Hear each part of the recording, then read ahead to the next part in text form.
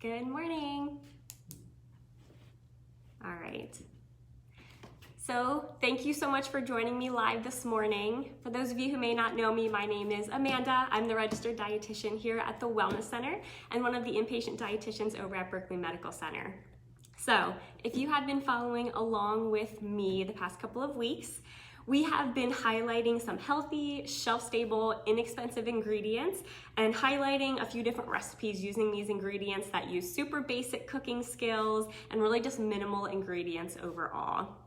So today I wanted to take this a little bit further. Today I'm going to talk about two different things quickly, so stay with me. The first one that I really wanted to highlight are black beans. So black beans are such a great, healthy, shelf-stable product, definitely a staple in my diet from week to week. So these black beans that I just bought at Walmart. You can buy them wherever you normally do your grocery shopping. They were 58 cents, so super affordable. And I buy the no salt added. So as we talked about, I know that canned products and frozen products can really get pretty high in sodium. And we know that excessive amounts of sodium can lead to increased risks of developing hypertension and heart disease, cardiovascular diseases. So we really want to be aware of avoiding a lot of excess sources of sodium. So canned products are one of them. So really just try to go for low sodium or no salt added canned products when you can. If you cannot find any low sodium canned black beans, or you already have black beans and they're not low sodium, that's totally okay. When you are draining and rinsing them before using them, really just make sure that you are really rinsing them off in the sink really well to really help wash away as much sodium as you can. So as far as health and nutrition benefits of black beans go, black beans are really a great source of fiber. So as I talked about last week, we know that an average adult needs about 25 to 30 grams of fiber per day. And a serving of black beans really can have about 6 to 7 grams of fiber. So that is a great start to your fiber intake for the day right there. And we know that fiber is really important in supporting our digestive system and our cardiovascular health as well. So it is also a great source of plant-based protein. So it has a serving of black beans has about 7 to 8 grams of protein, and it's also rich in a lot of different micronutrients as well. So it's a source of folate, vitamin B6, magnesium, potassium, just to name a few. So super great food to be cooking with, especially right now too, because it's so shelf-stable as we've been talking about in limiting our trips to the grocery store. So the first recipe that I wanted to talk about highlighting black beans are sweet potato black bean quesadillas. So I have all of my stuff right here. I hope you guys can see this. So what you're going to need, well, first of all, as I've been doing every week, after this video is posted, I'm gonna go ahead and type up all of the ingredients and the instructions that you need to do this. So that way, if you really wanna make these recipes, you can just refer to those written instructions and you don't have to worry about going through and watching this video. So don't get too caught up in listening to exactly how these are made and the ingredients and such. Really, I'm just gonna go through them pretty quickly and show you how easy it is to make healthy choices with black beans and some other products. So, black bean sweet potato quesadillas. So you're definitely going to need a can of black beans, drained and rinsed really well, 1 large sweet potato, about a 1/3 cup of salsa, about 1 to 2 cups of shredded cheddar cheese or Mexican cheese. So this isn't 1 to 2 cups, but I just brought it to show you. And also some whole wheat tortillas. So this is also a really great example of something I wanted to point out to you. So I went to the grocery store to buy whole wheat tortillas and they were totally sold out. So as I've been talking about, right now is a really great time to learn to be flexible, and you might not be able to eat the things that you're used to eating or what you had planned, and that is totally okay. So I just had to buy regular flour tortillas, and that is totally fine. The meal is still going to be healthy, it's still going to be good, and I'm going to be totally fine with it. So just a little bit different than what I would usually eat, which is fine. So to make this recipe, the first thing you're going to do is peel and dice your sweet potato, and then you are going to season it with about a tablespoon of olive oil and then whatever other seasonings you want. So I usually do black pepper and garlic powder. Then you are going to saute your sweet potatoes in a skillet over the stove at about medium-high heat for about 10 minutes or until they start getting tender. So when that is good to go, you are going to add your black beans to the pan and also your salsa and mix it together. And then that is really all you have to do for the black bean sweet potato mixture. When you are assembling your quesadillas, you just take your tortillas or your quesadilla shells, put them on a baking sheet, Sprinkle some cheddar cheese on it or some Mexican cheese, and then layer your sweet potato black bean mixture on top of that.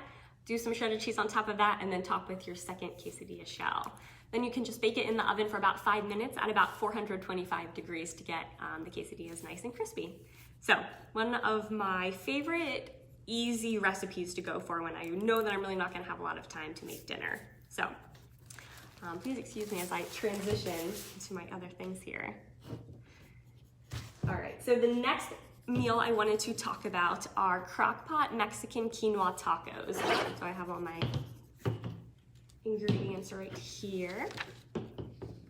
So this is about as easy as it gets. The ingredients that you need for this, definitely 1 cup of quinoa. So if you caught my talk last week, we talked all about quinoa. Quinoa is so awesome, I could not go a whole week without talking about it again. So 1 cup of quinoa, about 1 cup of vegetable broth,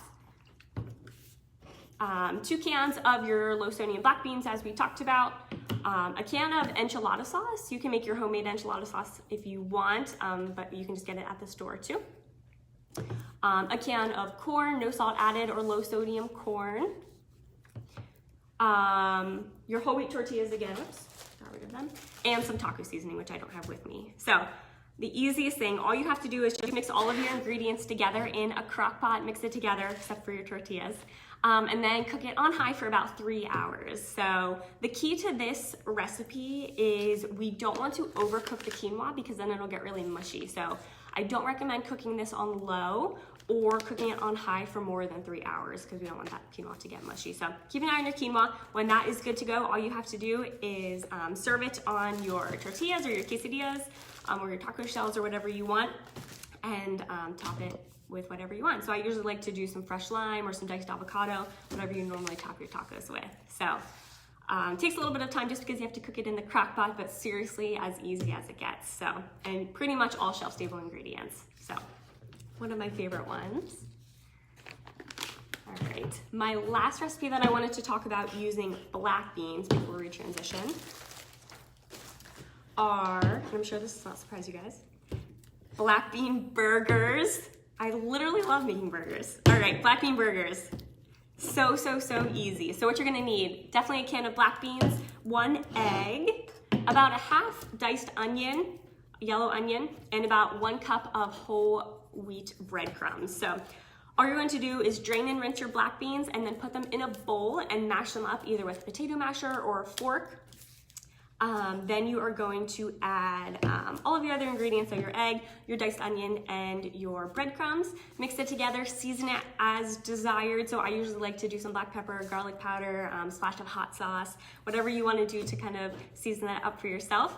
Then you are going to form patties about this size, you know, just like a regular patty. I usually get about 5 to 6 patties out of this recipe right here. And then you can just cook them in a skillet on the stove, flipping them until each side is browned and then cooked all the way through. Then you can serve it on whole wheat hamburger buns with whatever toppings you usually want to do. So lettuce, tomato, onion, whatever you want to do. So this is really easy, really simple. A great plant-based alternative to beef burgers. So one of my favorite things. So I'm going to transition out of talking about black beans, and I wanted to talk about one other ingredient today. All right, and that is tofu. So if you don't know what tofu is, it is a soy product. It's a byproduct of soybeans, and it is so awesome. So tofu has a lot of health and nutrition benefits associated with it as well. It aids in maintaining our cardiovascular health, and it's also associated with a reduced risk in developing cancer, anemia, osteoporosis, kidney diseases, and is also associated with lower cholesterol levels as well. So it is a good source of our polyunsaturated fats, which are good fats. It is a good source of plant-based protein, so it has about 10 grams of protein in a serving of tofu, and it's also a great source of calcium and iron as well. So if you have been following along with me, we recently talked about stress and emotional eating that first week that I had my talk, and we also talked about really the importance of meal planning.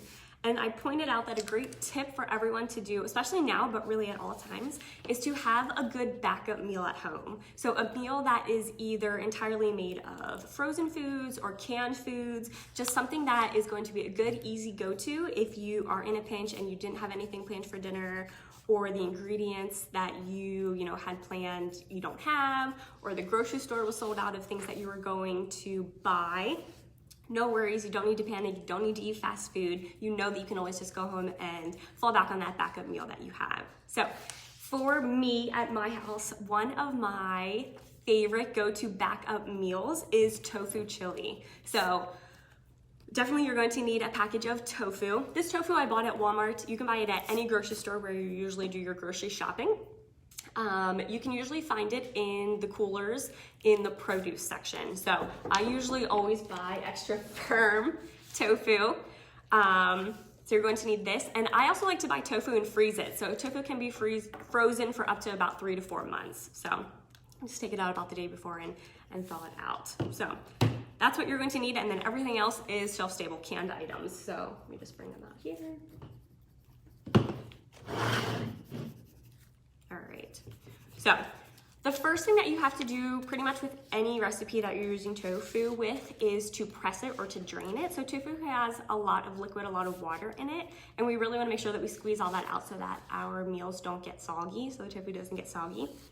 So when I take it out of here, I just squeeze a lot of the water out. And then if you have a tofu press, you can use that. If you don't, I don't have a tofu press. I like to just set it on a plate with some paper towels and then put a plate on top. And then I like to stack just a couple of my old college textbooks on top of it. Or really you can just put on anything on top of it that is going to add some weight. So you can do a lot of canned items, just something that's going to give it some consistent pressure to kind of squeeze that water out for about 20 minutes or so before you're going to cook. So that is the first thing you're going to do. The other items that you're going to need is a bell pepper, a yellow onion. I just happen to have a fresh onion and bell pepper, but you can always use a frozen bag of already diced up pepper and onion. I usually always have that in my freezer. I like to make eggs with it or whatever I usually make with it. So if you don't have fresh onion or bell pepper, you can always use that, which is a great go-to.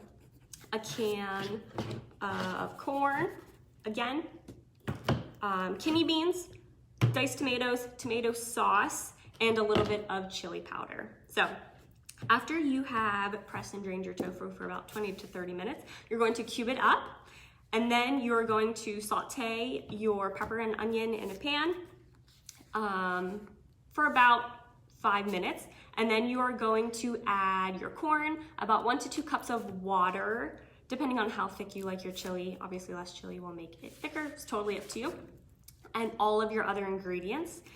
Bring it to a boil, and then you're going to reduce the heat and simmer it for about 45 to 60 minutes. So it is so easy. It takes a little bit of time just because it has to simmer for about an hour, but it's so easy. One thing that I like to say is that if you don't like the texture of tofu, or if you've never had tofu, instead of cubing it up for this recipe, maybe grate it or crumble it into the chili, so that way it has more of a consistency of ground beef. So the consistency of the chili will be exactly like a regular chili with beef. Tofu itself doesn't really have a flavor. It really just takes on the flavor of whatever you're cooking it with. So don't be afraid about not liking the flavor of tofu, because it really does not have a flavor at all. So one of my favorite recipes, obviously, to go to as my backup meal. So let me get these out of here quickly. The last recipe I wanted to talk about using tofu is a tofu scramble. So this is a great plant-based alternative to scrambled eggs. It's a really great protein-rich breakfast if you want to do that. So what you're going to need again is about 4 to 7 ounces of extra firm tofu. So about half of this, again, pressed like we just talked about. Diced pepper and onion. Again, feel free to use a frozen bag of diced pepper and onion if that's what you have. Soy sauce, and also some seasoning. So in this recipe, it's calling for dill, black pepper, and some turmeric. So I really wanted to highlight turmeric. If you have never cooked with this, it is a spice or a seasoning, and it has so many health and nutrition benefits associated with this as well. So turmeric has excellent anti-inflammatory and antioxidant benefits. So it is really associated with a reduced risk of developing cardiovascular diseases as well as Alzheimer's disease. So if you don't use turmeric a lot or you don't really cook with it, I really encourage you to start adding it into recipes that are going to work well with it. So this is a really great recipe to add some turmeric to it. So the first thing you're going to do, again, like I said, press strain your tofu. Then you're going to mash it either with a potato masher or a fork just to kind of really get that consistency of scrambled eggs. In your pan, in a skillet over the stove, saute your diced pepper and onion. You are going to, after you saute your diced pepper and onion, add your seasoned tofu that you have already seasoned with turmeric, dill, and black pepper. And then cook it for about 3 additional minutes. And then right before serving, you just add about a tablespoon of soy sauce. So I really recommend that you try some recipes with tofu if you've never had it before. Those are the recipes that I wanted to cover today. So please let me know if you try any of these recipes, if you like them, or if you have any of your favorite recipes that use black beans or tofu or any other, shelf-stable ingredient that you want to highlight, because I would love to try it out, and I'm sure everyone else would too. So before I close today, I just wanted to touch on 2 different things. Number 1, May is actually International Mediterranean Diet Month. So if you don't know what the Mediterranean diet is, it's really just a great healthy way of eating. It has a really healthy kind of Mediterranean lifestyle associated with it, and it has a ton of health benefits that have been proven that go along with it. So next week for my talk on Tuesday, I'm going to just talk briefly about what the Mediterranean diet is and talk about some easy tips and some easy things that we can start doing to kind of form our diet and our way of eating to be more Mediterranean-like. So stay tuned for that. Secondly, and more importantly, today at 1:30 p.m., we have Dr. Ang and Sally Ann from Behavioral Health doing a presentation or a talk today at 1:30. So definitely make sure that you are logged on for that. It's going to be awesome. I'm definitely going to catch that today at 1:30 p.m. So that is all I wanted to cover today. Thanks so much for hanging out with me this morning, you guys. Let me know if you have any questions, and I will get back to you. If no one has any questions right now, I'm going to go ahead and log off. So I hope you guys have a really, really great day. Thank you.